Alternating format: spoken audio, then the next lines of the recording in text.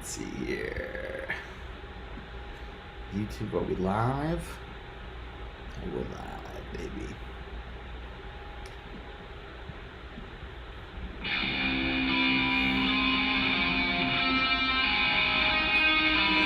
Right now, it's not about talent, it's about heart. It's about who can go out there and play the hardest. Now, they've been here before. They're not going to give it to us. We got to go out there and we got to take it. Right? Take it! Take it! I want you to go out there and take it. Take it! 1, 2, 3, take it!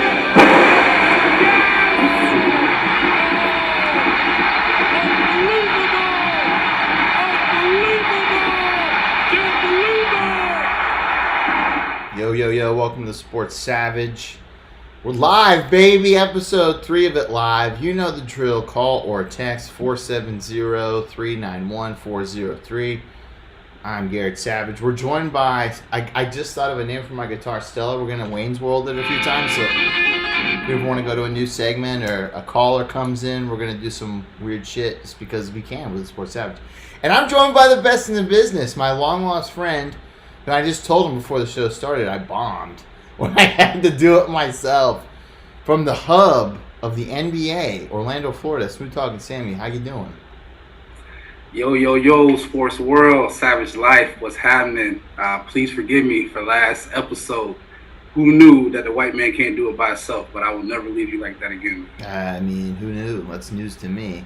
Wink. Anyway, call the show. You can, my social media is Garrett W. Savage on everything, basically. So Twitter, Instagram, TikTok. I'm trying to get more of our clips out there.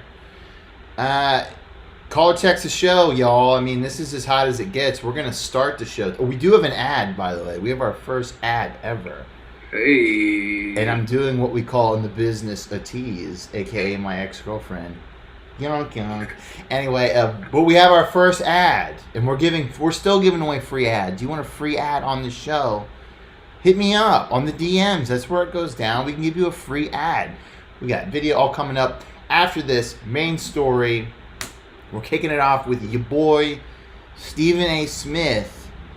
The big news of the day, Sammy, is what? Your boy Nash stepping out of the soccer analyst chair and into the NBA head coaching chair. Who knew it? How did you find out? Was it when I texted you, or did you find out from someone else? Yeah, no, I received your text letting me know that took place, and I really didn't know how to react. For one, from being a Steve Nash guy, I mean, if you enjoy the game of basketball, it's really not too much you don't like about Steve Nash. But it definitely caught me off guard. I don't think anybody saw that coming outside of Kevin Durant and his camp. Yeah, it was crazy. I mean, apparently Steve Nash calls him Kai. Kyrie, he calls him Kai. Like, he's like good buddies. So if anybody doesn't know, Steve Nash, one of the best players ever, did not win. Maybe, I don't know, who's the more famous son that didn't win, Nash or Charles Barkley? You could make that argument, I guess. But, I mean, when I think of Steve Nash, I think of the bloody nose.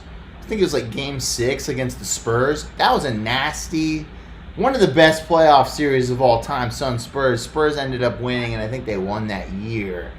Steve Nash, incredible player, great passer, Mr. 3. He's on my team, if you know what I mean. Great player. What did you think of Steve Nash? Now, I mean, I love Steve Nash. Just like I said before, he plays the game the way it should be played. He's from old school age of your point guard not being your primary scorer, but he can always go get a bucket. So if you're open, he's going to find you, which maybe why I don't have so much reservation for him stepping into the head coaching role, just because he was the original floor general. So who knows, maybe he could be a better version or at least as good as a Jason Kidd. But both of those guys, when they step into that head coaching role, it may have raised some questions, but it wasn't, completely completely out of left field because of the way they played the game. Yeah, and if anybody doesn't know, it's a 99-95 Boston up 2 minutes 14 seconds to go in the half. Steve Nash has no head coaching experience. People said he coached in Canada. I couldn't find that. Like, he coached basketball in Canada. I looked it up. I couldn't find it. I mean, Steve Nash is a good guy. They are hoping he's like Steve Kerr incarnate. A lot of people had stuff to say about it. I thought this was the most controversial. We're just going to play it. It was Stephen A. Smith. I haven't listened to the whole thing. Sammy hasn't listened to it. So here we go. This is one of the toughest positions that I've ever had to take in my career on First Take. And here is why. I want to first state that Steve Nash has no coaching experience, but if you talk about an outlier, an individual that is just special on so many levels, it is Steve Nash. Not just as a player, but his mentorship to some degree with Steph Curry. The brothers that he has looked out for and supported when Quentin Richardson was his teammate, and he took money off his plate to make sure Quentin Richardson got paid. When he had his man Steven Jackson, his former teammate, his teammate at the time, living with him and took him in and looked out for him. The respect that he has around the league, his smarts, his intelligence, his basketball IQ. Steve Nash is a sensational dude. And if anybody deserves this opportunity, absent the experience that obviously he has as a coach, it is him. It happened for Steve Kerr, who had never coached on it. He took over Golden State, and look at the job that he's done. Steve Nash is widely respected and loved by a whole bunch of people in the NBA, black, white, and beyond. Congratulations to him. He deserves it. I get it. But this ain't about him, what I'm about to say. Ladies and gentlemen, there's no way around this. This is white privilege. This does not happen for a black man. No experience whatsoever on any level as a coach, and you get the Brooklyn Nets job. I know that Kyrie and KD have both signed off on this. I know they both support this move. But I'm thinking about a champion that is Ty Lue, passed up. I'm thinking about a guy who built the foundation for the Golden State Warriors in Mark Jackson, passed up. I'm thinking about the years that Sam Cassell has served as an assistant, first in the nation's capital in D.C., and now with the Los Angeles Clippers, passed up. And it's for a guy, my God, one of the best guys you could possibly meet in your life, and may do a fantastic job, but a guy that has no experience whatsoever. In these times where we're making all of this noise about social justice, I got news for y'all, Molly and Max. I have said this to people on numerous occasions, right here on this show. Yes, that was the tipping point. George Floyd's killing, his murder, violence against black men who are unarmed. All of that stuff is true. But the frustration, the protest, and all of these things that you've seen in the streets throughout America, emanating from the black community and disenfranchised communities, is that proverbial glass ceiling. And the fact that it breeds a level of frustration that we can't even put into words sometimes. You just want to scream. You want to scream to the high heavens. How the hell does this always happen for somebody else other than us? Why is it that we have to be twice as good to get half as much?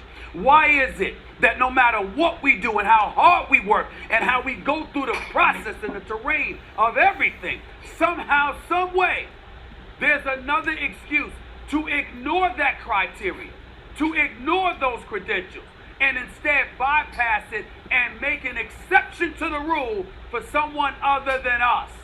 So I'm depressed right now because I have to bring that up.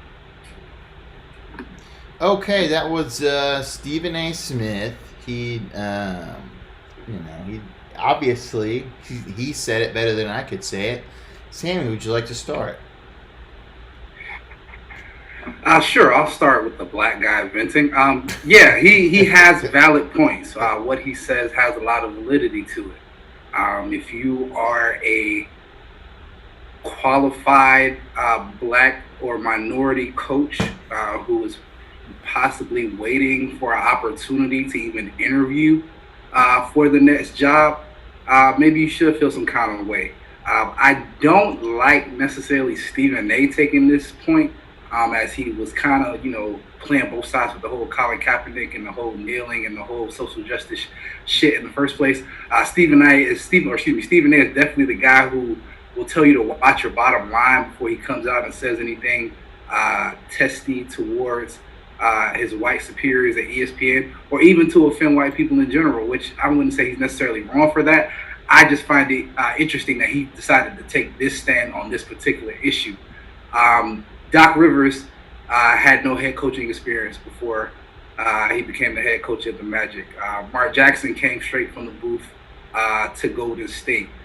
So there are less than a handful of black names who were given somewhat of a similar opportunity, but don't get it twisted. The Nets was probably the best job of this NBA year.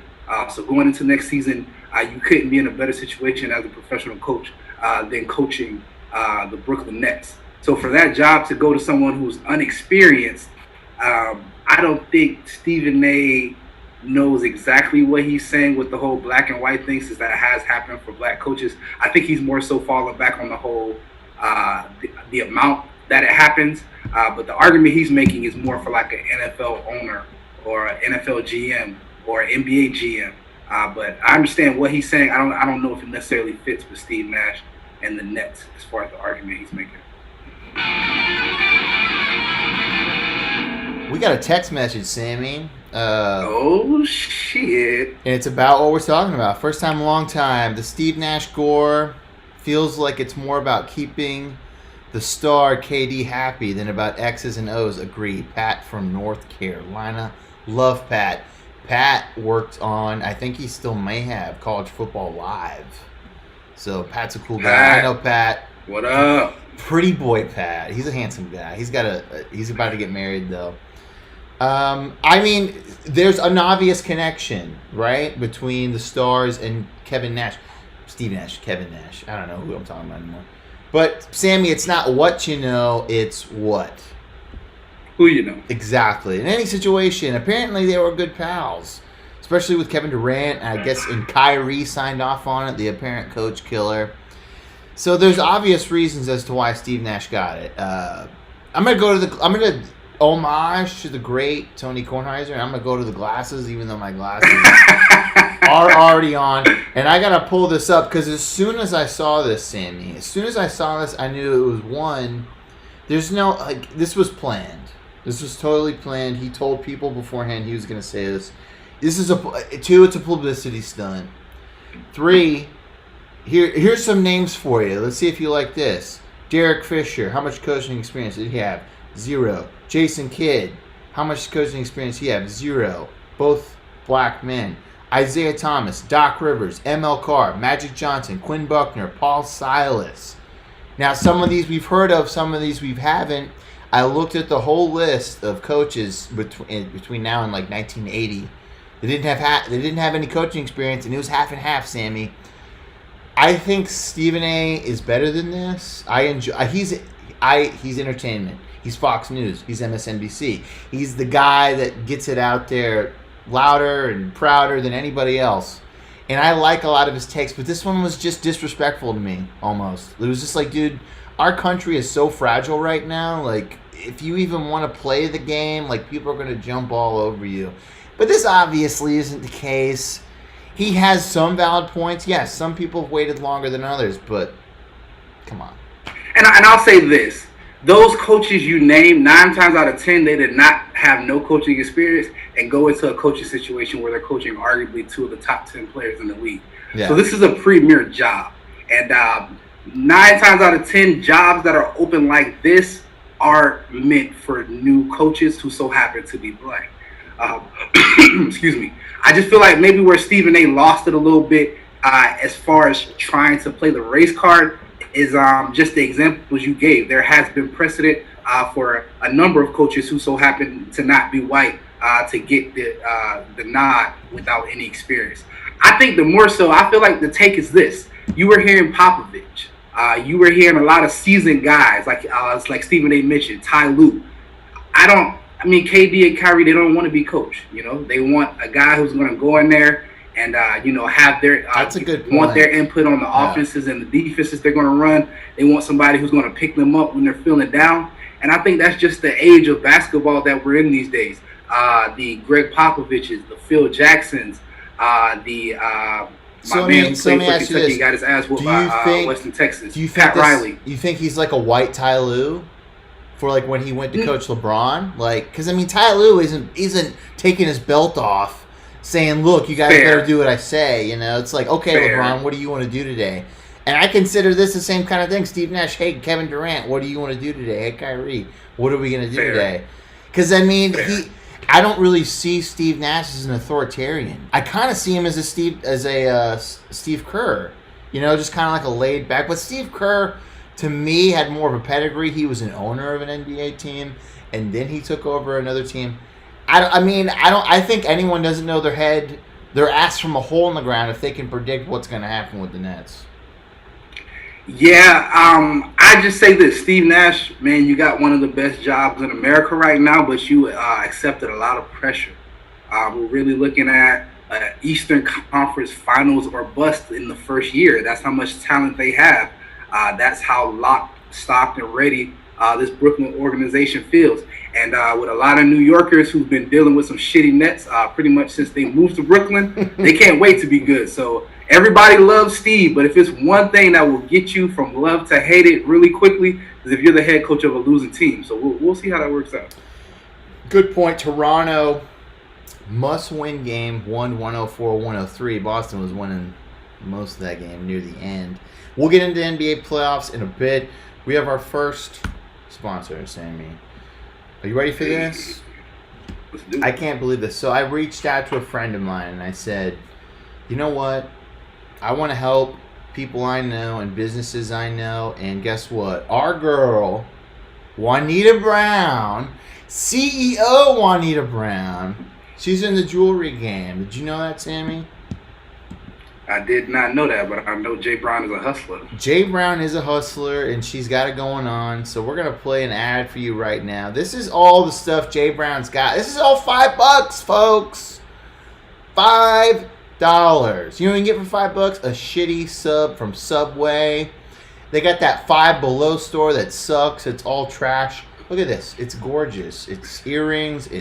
I might get pimped out, Sammy. I mean, why not? We got the holiday seasons coming up. You can spend $5 a lot. You can spend $5 on this stuff. Are you kidding me? Have you had your $5 fix today? All jewelry is nickel and lead free. Sammy, that possibly can't be real for $5. It can't be. Yeah, I don't even want to know what she's cooking up over there to offer up those kind of deals, man. But at the same time, I don't see how you wouldn't take advantage. And get this, all necklaces include a complimentary pair of earrings. This is www.mylittlejewelrybox.com. Follow them on Facebook. Follow them on Instagram. My Little Jewelry Box 7 on Instagram. $5, Sammy. You can dump $5 on anything. You know, it's come on now. Shitty Subway. If you go to Subway, they get the $5. If you're watching this right now, you're gonna pay $5 with your situation in your relationship. $5, fix it. $5. $5 fix. This is the quarantine fix. Your lady, you know, we're starting to get back out there in public. Some places are open, some places aren't. You want to look good. I want some earrings. I want a necklace. Jay Brown, send me something. I want to wear it on the show. I'm not a jewelry guy, but I'll do it, and I think I'll You can rock it, bro. Definitely pull it off. You're a savage. So that is www.mylittlejewelrybox.com. She survived cancer, y'all. Big time cancer. You better buy some shit from Juanita, or I'm gonna be pissed. I saw Juanita and she's a fighter. She's a survivor. If anything, pick something up for that. Have a heart. We're getting that next stimulus check. Blow it all on mylittlejewelrybox.com. Check it out. Nailed the ad, Sam. Why? Nailed it. Nailed the first ad. We're nailed giving it. away free. You can get free ads like this, folks, all the time. We sell shit. www.mylittlejewelrybox.com. Check them out. mylittlejewelrybox7 on Instagram. Sammy, the NBA playoffs were banging last night. Banging. I got a video to show it. You ready for it? Let's do it. Schroeder got it off in time and left it short. Adams got on the deck, but Gordon comes up with it. Houston with the ball, a number of minutes to go. Ball tried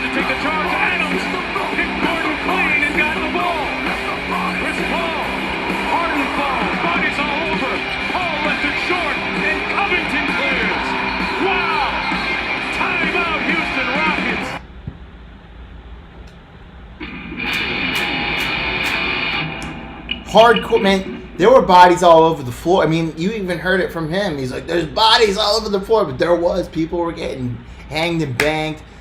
Sammy, I mean, this is like the shittiest question. Did Houston win it or did OKC blow it? I said Houston was going to win. I didn't think it was going to be this close. I thought if Chris Paul won, it was going to be like the ultimate fuck you. You traded me. I'm playing with a team with, nobodies almost, but they're actually kind of good. I would have liked to see CP3 and LeBron in the next round. That would have been a cool dynamic because they're pretty good friends. But it's going to be the Beard and Houston Rockets. They succeed. What did you take away from this game, Sammy? I took away that James Harden, Russell Westbrook, and Chris Paul really don't like each other. Maybe Russell and James are okay, but I did not know there was such animosity between Russell Westbrook and Chris Paul. It's probably those may be probably some of the better games that we'll get this playoffs.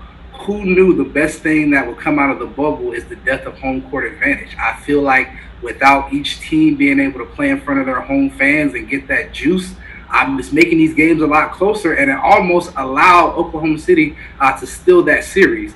They don't have the talent that Houston has. Houston had the better coach, supposedly. I'm not a big Billy Donovan fan, even though he impressed me this year. But if you're Chris Paul, and I'm being honest, Game 6, you said some people are made for moments like Game 7, and it didn't seem like you were made for it. You had a triple-double, but at the same time, it was low in on the scoring, and you guys only lost by a couple points. I'm really disappointed in my boy. I got a sleeper for you in NBA, NFL. All you got to do is ask. If you ask anybody around me, Shea Gilgeous-Alexander was that guy since he stepped into the league. He looks like he's from the future, too, because he's super thin. He's got, like, a headband. He's got, like, the sleeve on his leg. I like to watch him play. Oklahoma City, like, the theme of the bubble so far is young guys making shots. There's no crowd noise. I mean, this is just, them shooting at the gym.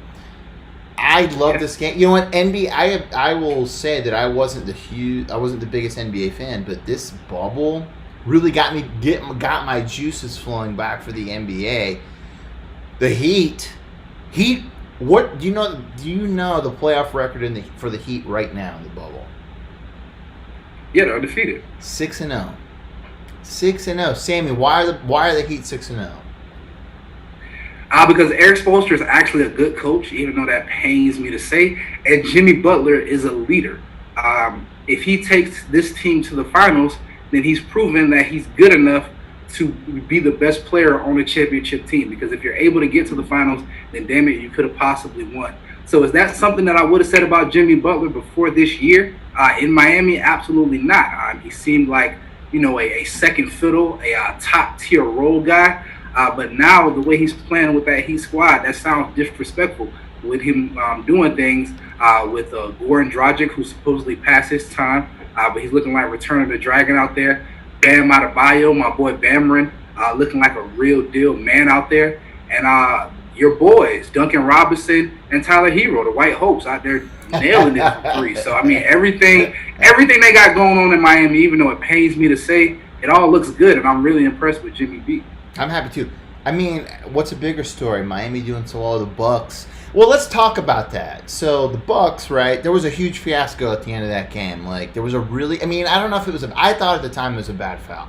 He did have his hand on him, right? He's copping a field. And if you didn't watch the game, Giannis, he fouled. I don't forget who he fouled. Do you remember who he fouled? Jimmy. Last shot of the game. Jimmy Butts got fouled by Giannis, right? And it was like his hand was on him. Didn't affect the shot, probably, but they had to call it. And then near the end, before that, there was even a weirder foul. The game ended on free throws. Jimmy Butts hits the first one. Game over. Almost missed it. I was hoping for an OT, but I mean, I said a prediction to you earlier. If things go the way they are, I see. Who did I say? Who's getting traded out of Houston? Then I said, I forget. He's not playing very well in these playoffs. He was hurt. He's back. Not Eric Gordon. No, not Eric Gordon. No. He's like a slasher. He won the triple-double king. No, Russell Westbrook? Yeah, I can't. They're going to trade him, and they're going to get a big man. You can't win. What are they going to do with their 6'4" front against AD, against LeBron, against Kuz? Like, I don't know what they're going to do against these tall, lanky guys, Sammy. I'm taking Lake Show in 5. They're going to do the same thing they do every night, Pinky, and that's try to take over the world by shooting every fucking 3 they possibly can. Houston, they've created a system, and unfortunately they have to live or die by it. And that is, we have 2 of the best penetrators in the league. We're going to set up 3 shooters on the outside, and once you cave in on that penetration, we're going to kick it out. Now, the thing about basketball is 3-pointers are further away from the basket than 2, so they're a little more difficult. So when they miss those shots, they look pretty shitty. But when they make them, they could beat any team in the league. So I have to say that I had my reservations with this whole Houston lineup, with the whole small ball thing. But it's undeniable that when they're making threes, they're just going to outshoot you. They're going to attempt more. They're going to make more, and you're going to lose by 5 or 3 points. So they're going to try this until they're knocked out of the playoffs. And do they blow it up? Maybe, but you got to get rid of that GM. This is Daryl Morey's concoction. He put this together. So if you don't like the way things are going, and I hear all this shit about D'Antoni, you got to get them both out of there. Probably. I mean, I expect a blow up. I expect the whole thing because Daryl Morey. I mean, he's already on the shit list for the believing in human rights. He's on the shit list, so that tells you everything you need to know. But that team's weird. But they've won, and they're in the playoffs, and they won the first round in the playoffs. It's like, are they better without Westbrook? They were pretty good without him, but they still got him, and it's hard to say that he's like a Raptor, man. He's so athletic, and he's an exciting guy, but you can tell he's so rusty, and they're counting on him, and he's just, all he can do is make defensive plays. He can't make any shots. Clips, Denver. I loved the Denver Jazz series. I mean, it was probably the best series nobody watched just because who gives a shit? Like, it's the most bland teams that there are, but it were high-scoring games. I like to watch them. I'm glad Denver's through. I think the Clips are probably just going to pick them off, but who knows? Yeah, it's pretty similar to the Lakers series. I would be really impressed if Denver made this a series or was able to somehow steal the series from the Clippers, but they exuded so much energy from not getting knocked out by the Jazz, and good for them because that would have been a fucking bad out. Like, I mean, just as bad as OKC putting Houston out. If the Jazz would have put the Nuggets out and they're missing their second best or the third best player in Bogdanovic, that would have been pretty bad for a team that had championship aspirations when the playoffs started. So hopefully Denver can kind of use that as a wake-up call and make it interesting. But yeah, Jamal Murray is no Luka, and Joker, he's just not the offensive force that he would need to be to make this a series. So if Kawhi Leonard, the Claw, if he's supposed to be this guy who, if he wins this championship, he's just as good, if not better than LeBron James, I don't want to see him struggle with the Denver Nuggets. I saw the funniest tweet. I'll have to put it up later or something, but it was a picture of the game tonight, and it was Jokic and Kawhi. And they're both like dead-faced, and they're like, tonight, the matchup. And someone's like, I'm so excited. Not. It's just like, they're the most least interesting people like you could interview, but what are you going to do? Yeah, could you imagine them getting into it on the court and then asking them about the altercation post-game? It would be the worst. All right, so we got NFL talk. And we got trades. Jags, what are they doing, dude? Like, it's like everything must go. They don't care anymore. The Vikes got an extreme defensive end.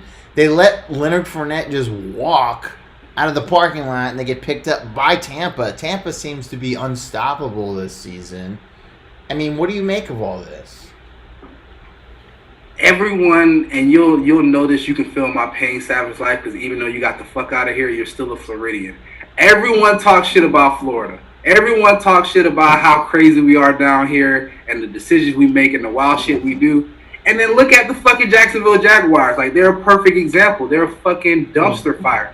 I don't know what they're fucking doing. I don't even know if their owner really gives a shit about football. Does he fly back to England during the regular season and just let somebody else run it? How do you draft Leonard Fournette in the lottery and then let him walk for nothing. That's literally hustling backwards. He's going to make a tremendous impact in Tampa. I saw Bruce Arians' press conference earlier today kind of downplaying it and still saying he's going with Ronald Jones. Well, that's only going to take about 2 or 3 practices. Give me a break. That's a different fucking story. But yeah, I don't know. If you're a Jags fan, shout out to my homie Freezy, but I feel for you, and I don't know why you are still one. I don't get it. I don't know what you're doing. Not to Freezy. Freezy doesn't deserve it. I know a few Jags fans. My sister-in-law is a Jags fan, and it's funny. Because they always stink. I mean, they haven't been good since David Garrard and Maurice Jones-Drew. No, that's the crazy thing, Savage. They were just in the fucking AFC Championship game. Oh, that's right. With Blake Bortles, too. And he was like, Michael Vick. Like, he was like running all over the field. I'd be super confused if I'm a Jags fan. I'm thinking, are we tanking for Trevor? Like, is that what's going on here? Because, I mean, it's not a bad move. This dude's going to be a really good quarterback. I'd be pissed. I'd be so pissed. Like, the Vikings always play well enough to disappoint me near the end of the season. Like, it's like they just string me along long enough for me to have hope, and then they rip my heart out. Jags, they're just like, it doesn't fucking matter. Like, if we play this season or not, we're not gonna go to the playoffs. I don't even give you a heart to rip it out of your chest. You're just a heartless person. I mean, I feel bad, and like Tampa is like this too big to fail team. But we've talked about this, and every time, and I am willing to pump the brakes on Tampa, just because it's I don't know, when I see like everyone is on something, instinctually I'm just like, something is off about that. Something is probably different, and I'm gonna go the other way. So back in the day, I believe this was 2011. The Eagles, this was their roster. Michael Vick was the starter. Vince Young was the backup. Running backs was Sean McCoy, Ronnie Brown, Deion Lewis, fullback Owen Schmidt. All of those guys I know. Like, if they say their name, I know who they are. Wide receivers, Deshaun Jackson, Jeremy Maclin, Jason Avant, Riley Cooper, racist, and Steve Smith. I don't know if he's the Steve Smith of today, but tight end, Brian Selleck, Clay Harbor. That's a pretty good skill set of players. Actually, you could say that's almost equivalent to what the Bucs have now. O-line, nobody cares about. The defense, I read the names, and, like, do you recognize any of these? Defensive end, Jason Babin, Trent Cole, Jaquan Parker, Darryl Tapp, Phillip Hunt, D tackles, Mike Patterson, Antonio Dixon, Cullen Jenkins, Trevor. But, I mean, the big thing was the defensive backs. Asante Samuel, Nnamdi Asamoah. Asante. Dominic Rodgers-Cromartie. I mean, he was good, too. The reserve, Travis Lendy, Curtis Marsh, Brandon Hughes. Safeties, Jared Page, Kurt Coleman. But they went public, and they're like, yeah, we're the dream team. And then they got their ass kicked because they had no chemistry. Look, I like to cook, Sammy. Okay, I'm not a good cook, but I do like to cook. And sometimes there's a lot of ingredients that I like, and I think it's going to work. And I'm like, hey, I just dump it all in there, hoping it's going to work, and it doesn't. Part of me thinks that's what's going to happen. And that's a fair assumption. The only thing that scares me about Tampa is that there are two sides of the ball. And other than Shaq Barrett and Ndamukong Suh, I take that back. They have a decent linebacking core, too. They have a great defense. Jameis Winston threw 30 picks. You're not going to win a bunch of games when your quarterback throws 30 interceptions. Yes, but I'll also give you $100 right now if you can name me either one of their starting corners, because I know you can't. So it's not just about... Do they still have Hargraves the third? I know they don't. That's why I did. They don't. But, yeah. So, I mean, that's the only reservation I have for Tampa is it may be a lot of shootouts, but I'll say this. Getting Leonard Fournette definitely slows down my reservation. That's how high I am on him. He fits so well with what Tom Brady likes to do with those short and intermediate passes, and if they're able to hit the long ball and get up on teams like they're expecting to do, Leonard Fournette is the kind of guy that you can hand the ball to 20, 25 times in the second half to kind of put the game on ice. Before that, I felt like they had next to nothing for a running game. Even though Ronald Jones, fantasy-wise, was all right, but he's no Leonard Fournette. How does this Shady is a big feel? addition. How does Shady feel about all this? I mean, Shady came in thinking he was going to be like the ace in the hole. Special teams, third down back. I mean, could Shady return punts? Could Shady return kicks? Like, because when Leonard Fournette, 235, runs a 4.5, he's at Mack truck. Shady McCoy's pretty old. I mean, I remember the last good year he had. I mean, I could assume he might be a decoy, but at this point, I mean, if you're Shady McCoy, like, that's probably the last guy you wanted to get signed to the Bucs. Yeah, he's probably just there for death, but it'd be pretty cool if he was able to get 2 Super Bowl wins back-to-back year, except for him not contributing that much. That kind of sucks. Sammy, college football starts tonight. I'm probably not going to watch any of it. Even though I love college football. But the playoff, there's more playoff games tonight. And I was sitting around today and I was seeing all the sports news. Sports are back, Sammy. Sports are fucking back. I feel great about it. I love the fact that in almost 2 weeks, I'll get to see my Seminoles play, hopefully on TV. The Vikes are coming back. Your boy, quarterback, Baltimore Ravens, says he's a MVP. Says he's 100%, even though he had a groin injury. Sammy, realistic expectations for our teams. What's a realistic? All right, we're gonna do a little role play. I'm gonna give a realistic expectation for the Ravens. You give me a realistic expectations for the Vikes. Go ahead. Okay. Show me what you got. Realistic expectation for the Vikes. And keep in mind who we just signed. And keep in mind Kirk Cousins to shut his fucking mouth. If I die, I die, you dumb bitch. We don't pay you to talk. We don't. Like, we pay you to be Walmart equivalent of value when it comes to winning games, okay? Just do what you're supposed to do. Be efficient. Throw a 2-yard slant when we need 6 yards. That's what we need you to do. But defense, all right, I'll shut up. So, tell me what you got. Listen, Kirk Cousins is down to die for this shit. So that needs to let you know one thing. You got to ride or die. You also just helped me come up with a new nickname for Kirk Cousins. Let me know if this sticks. Kirk Cousins is now the white Russell Wilson. Like, pretty much, he's Russell. Listen, he's Russell Wilson. He's Russell Wilson without the it. Like, he's a little mobile. He's not as eloquent. Like, when he says shit, it makes the news, but for all the wrong reasons. You know what? He can't win the big game while Russell can. I'll meet you halfway. He's Rusty Wilson. Like, he's the cousin. Like, he's the guy on the court. He is Rusty Wilson. I will give you that. I like that. That might stick, Rusty Wilson. But no, okay, with the trade that you guys made with Jacksonville to get Ndakwe, that's going to pay big dividends. Yeah. He's a prime-time player, and defense was y'all's strong suit. So with that being said, I put you guys right, below the Packers as far as in the driving seat for y'all division.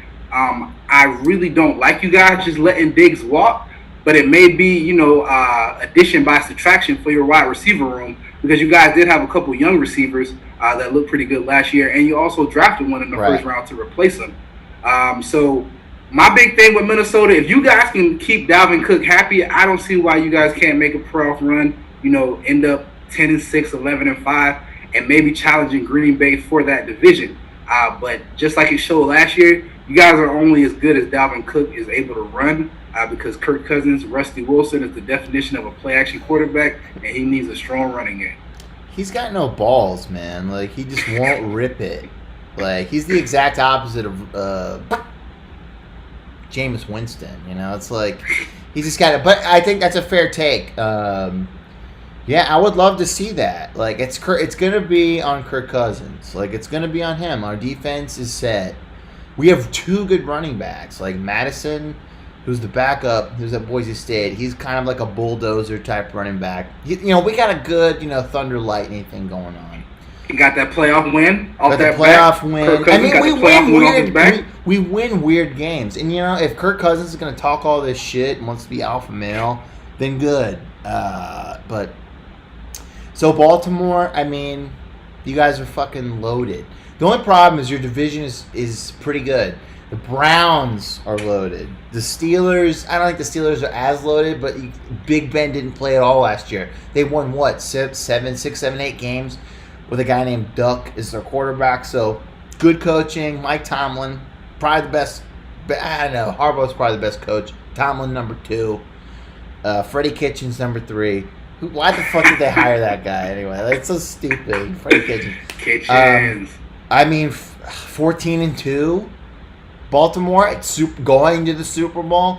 I don't think that's out of the equation. You know what? We're gonna start a hashtag. Purple Super Bowl. Vikings, Ravens. We're gonna put that out into the universe. Hashtag Purple Super Bowl. We're gonna make T-shirts. Purple Bowl. You have to put it out in the universe. You have to make it happen, baby. Good vibes. Let's go. Not only because that'll be good for you, but because I know we'll beat the Vikings, so I'm really hyped for that. Like, we'll kick y'all ass, so I'm really with you. Not with our core. Speaking of NFL, Sammy, I mean, what stands out to you for the season? Like what are you looking forward to? Like, what do you think is going to happen? Our game's I'm looking forward to the Aaron Rodgers saga in Green Bay because I'm hearing Jordan Love looks like ass. I heard that too. What a slap it is. Yeah. Yeah, so shout out to LaFleur, probably fucking himself over. But yeah, so I'm very interested to see what Aaron's able to do down there. The Raiders, the Las Vegas Raiders, like what's up with that? Is David Carr, David Carr is not good. Is Derek Carr any good? We still don't know. Derek Carr, what's up with you, man? Right. John Gruden. John Gruden hates his guts. What's up? John Gruden hates his guts. They got Mariota. Like, Mariota's going to take Derek Carr. Like, I don't think so. I think Mariota, I think we're still scratching our head at the Mariota Jameis Winston thing. Like, I don't think we know who's better. I don't know. Yeah. That was so odd. Are we going to look back on that draft as one of the worst drafts in NFL I don't in the past know. decade? I think Jameis Winston still has a shot. I mean, he probably shouldn't have started as early as he did. He's learning from Drew Brees. He's learning from Sean Payton. I mean, what if he hangs out long enough? He could be the Saints' new guy. I mean, look at I was just about to ask you look that. At Teddy, you see that in game. Teddy B. What happened to Teddy B? He was a starter on the Vikes. Backed up. And Drew Brees is old. He's going to get hurt. And what are you going to play Hill or whatever his name is? That, the Siberia, Swiss Army knife? No. You're not going to. The game on the line, fourth and 12, and you got to make the throw. You're going to tell me you're going to play him? No, you're not. You're going to play Jabru Wins. That's his Twitter handle. We're going to eat W's or whatever that weird thing. But you see that though. You see him preceding Drew Brees as the future. I would love to see that because he's got a cannon. He's got that kind of Sean Payton style play. He just makes. That's true. He couldn't see anything. Oh, now you're gonna get LASIK surgery. Now you're gonna get contacts. Like, dude, you were in the NFL for years. I'm afraid because if the LASIK makes it that much better. Are you that dumb to wait almost halfway through your career to get the surgery done? So I don't really know how to feel about Jameis. Well, Jameis doesn't have the greatest track record as far as decision making. If we're going back to T-Town, him and Donald Trump like to do a certain thing to certain people. And they're open about it. That is true. Everybody gets at Trump. Nobody says anything about Jameis. Two guys who just enjoy. And then there's like a hit. Even though I will say, fuck them crab legs. Everything else he did was wrong, but fuck them crab legs. I mean, but it's things travel with you, I guess. But no, I'm excited. I'm excited for football. I'm excited for NFL, college. NBA's been great. I don't watch baseball, but I'll probably watch the playoffs. I know the Padres are loading up, so that might be my team. That might be my MLB team, the Padres. And the Yankees apparently riding with the Pods. The Yankees suck because they got Tatis Jr., who everybody got pissed off at because he hit a grand slam. Are you kidding me? You hit a grand slam, baby. You knocked that shit out of the park. What about the Braves? Shout out to the Braves. Aquaria Jr. I'm not going to try to act like a baseball fan, but I hit the Braves. Are busting shit out there, So to all our baseball fans who tuning us for these hot baseball takes, we got that shit for you too. That's true. Tony won't do Tony's baseball roundup. I haven't asked him. TR, come on. He's a punk. Sammy, did we miss anything? I don't think we missed anything, but I do want to make a comment about something. Go ahead. College football is back. NFL is coming back. Basketball is back. And we're still in the middle of a fucking pandemic. That shit is really weird. Like, hey, everybody, I love sports. I know you love sports. The name of this show is The Sports Savage. But we're really about to kick all professional and non-professional sports right back into gear. And we still got to wear fucking masks and we can't be in 6 feet of each other. So that's super weird. I don't think we missed that because I'm a part of this show and I can't miss that. I'm thinking maybe the world missed that, though. So shout out to all sports coming back. I appreciate it. But just remember that nobody's going to be at these games for a reason, people. I know. And I was right about the Big Ten. October, Sam. Yeah! October. Yo, Savage, bro, play some lottery numbers or something, bro. October. That's crazy. What the fuck are they doing? Are they really just pulling the biggest, oh, we were just kidding of all time? Like, what? They're pulling Steve Harvey at fucking Miss Universe. They're like, by the way, no. This is actually going that way. But no, like, I knew it. It's all about the money. And the parents were killing them. And the fact that everybody else but the Pac-12, no one gives a shit. They don't really have a contender. The fact that everybody else was playing, Big Ten's like, we have the best. We have some of the best teams. Maybe we have a national title contender, and we're just going to take ourselves out. Sammy, you had a very eloquent thing we said on the first show about it's kind of fucked up that these kids are out here even playing to begin with. So if we can shelve that, if we can shelve reality and just worry about sports, it's a good thing. So, text, call the show. You can call the show, leave a voicemail. We'll play it on the next show. I won't listen to it until we play the show. So, if it's like Nazi propaganda, you'll probably get away with it, even though we'll just not talk about it. 470. No, we can talk about white supremacy. We can just talk shit about them. 391-4034. You can email the show, thesportssavage@gmail.com. You can hit me up on social media. Garrett W. Savage. And at TikTok and Instagram and all that. Sammy's off the grid. He doesn't care. I don't like people. So yeah, we'll be back Sunday for our Labor Day show. We're still gonna try to do. We're still gonna try to do like a commentator on a game. So if you guys have ideas for like a game we should do, MLS, maybe even baseball. We don't give. I wouldn't want to do a baseball game just because we bored as shit. But NFL, college football, NBA. Let us know. We'll try to set it up, and then you can just listen to us while you watch the game. That sounds kind of cool, right, Sammy? Yeah, it sounds better than any other option. Look, guys, we're here for you. So you think that we put this show on because we just love talking to each other about sports and we just think we're so smart? No, we just do it for you guys. We got these takes. Savage has a fucking guitar. He riffs. We can call games. We can interact with you guys. Just reach out to us. Shout out to our first text message, email, thanks, call. Pat. The more interactive you guys are, the better this show will be. So exactly. Just get fucking at us. And also shout out to Juanita for her business. J. Brown. I'm gonna read it off one more time if I can find it. I don't know where it is. My little jewelry box. I'm bad at these ads. I got it memorized. This shit is dope. All right, here we go, baby. MyLittleJewelryBox.com, and it's also MyLittleJewelryBox7 on Instagram. So that's the show. Oh, that's the wrong thing. We're going to try to get better at this. We hope you guys enjoy it. We had a few viewers the whole time, which is awesome. I don't think we got any comments. Oh, shit. We do got comments. DJ Salt Ching Ching. Love the show, guys. Juanita Brown. Hey, Sammy. Frederick Duncan. Wait up. I'm here. Thomas Hearn. I like the UCF hat. Thomas Hearn. More baseball. Wow, I didn't even know we were getting these comments. I'm an ass. I'm sorry. If you guys comment, we'll get better at reading the fucking comments. No one commented last time, so I didn't read anything. I got a lot going on. So you just assume that no one cares. We'll be better. We'll be better. But yeah, that's the show. Y'all have a good one. Sports Savage. Subscribe to the show. That way you don't have to, worry about me blabbing about it. Subscribe to the show, like the show. We're out here. I'm not a crook.